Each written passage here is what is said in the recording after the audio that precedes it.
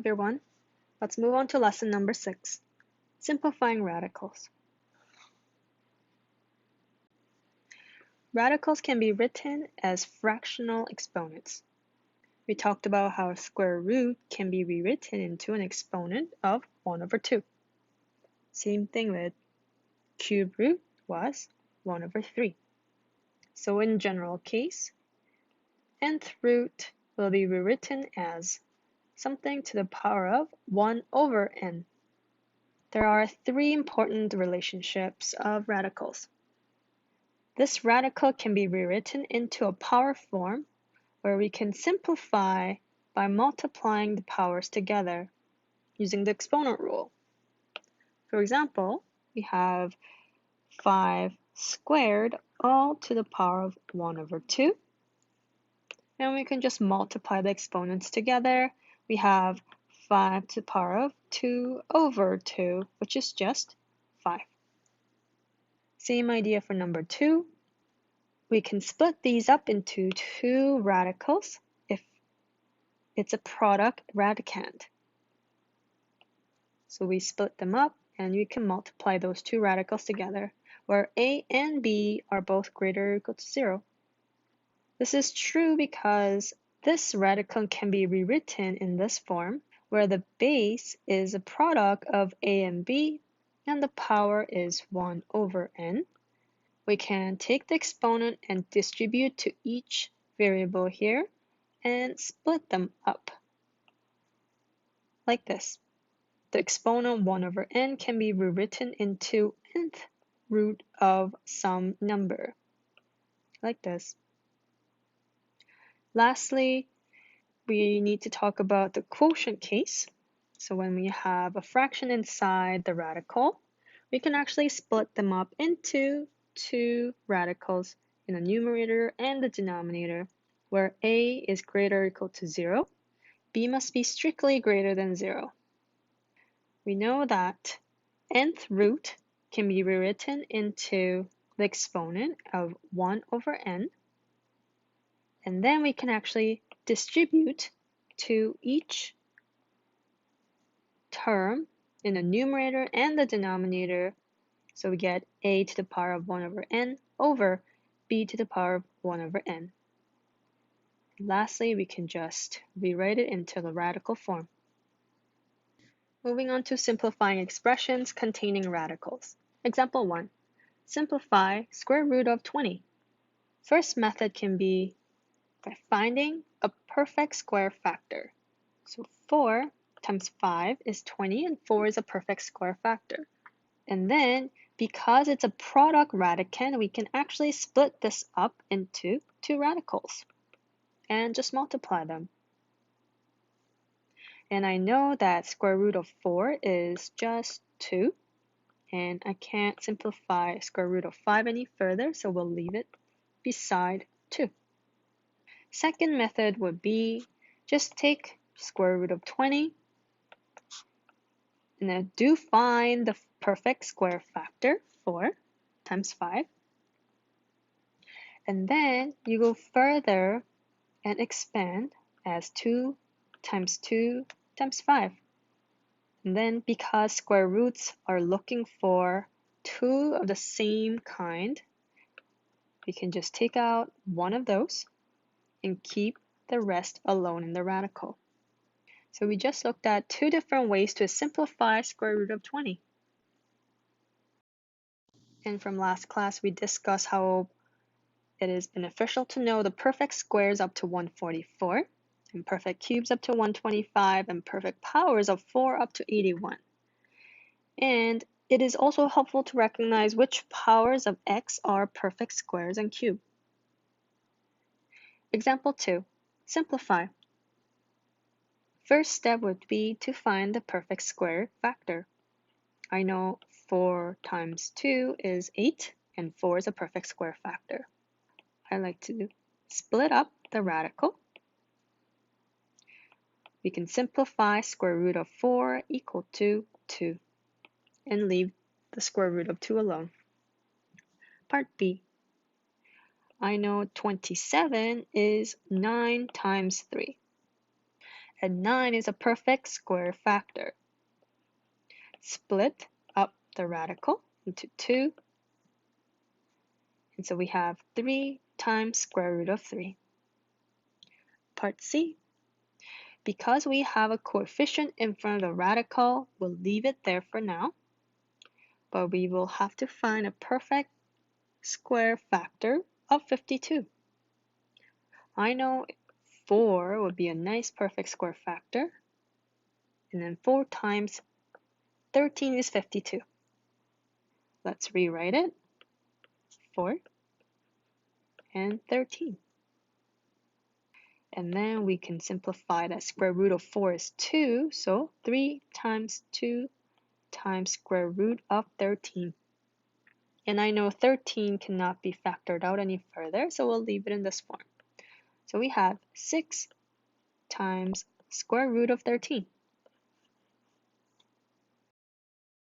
Part D. This time we have cube root of 24. So we need to look for perfect cube factor. Because it's a cubic root, we do need to always indicate the index of 3. A perfect cube factor would be 8 in this case, and 8 times 3 is 24. So now I can split this product into 2 radicals, and don't forget the index of 3. And I know cube root of 8 is 2. So 2 times cube root of 3 would be the simplified form of cube root of 24. Part E. We also have the coefficient in front of the radical, so we will leave it alone, 5, and then let's try to find perfect cube factor of 81. I know 27 is a perfect cube, and thankfully 27 times 3 is 81.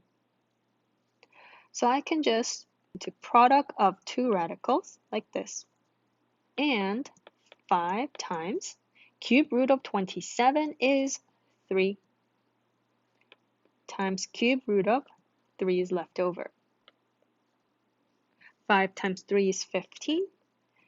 So the simplified form of the original expression is 15 times cube root of 3. Part F. Fourth root of 32. This time we're looking for perfect fourth. So let's take a look. We can have 16 as perfect fourth, and then 16 times 2 is 32. I know fourth root of 16 times fourth root of 2. And fourth root of 16 is actually just 2. And the rest follows. Moving on to example 3. Simplify. Assume variables are all positive.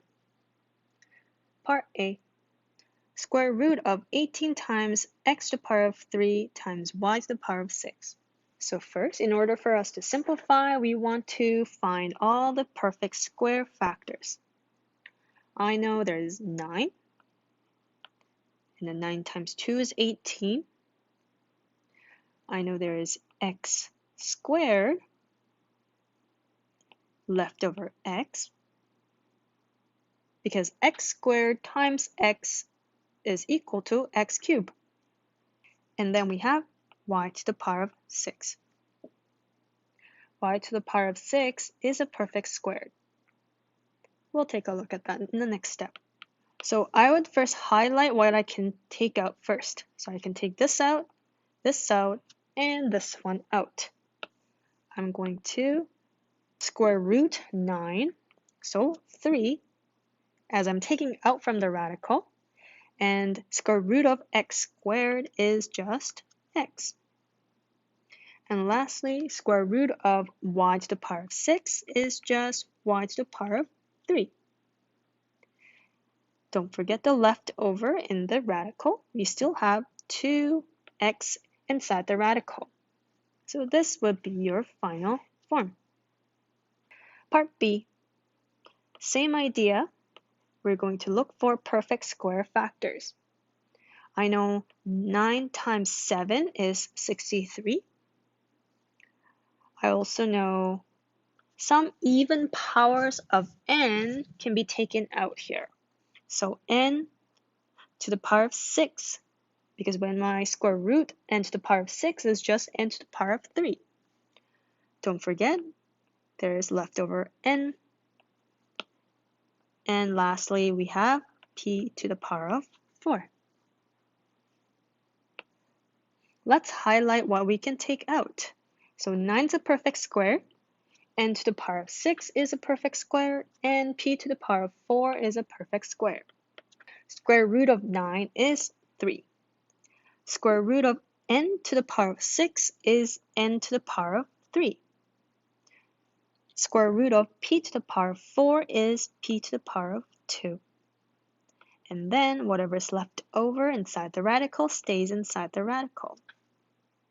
Square root of 7n would be left over. So this is our final answer. Part C.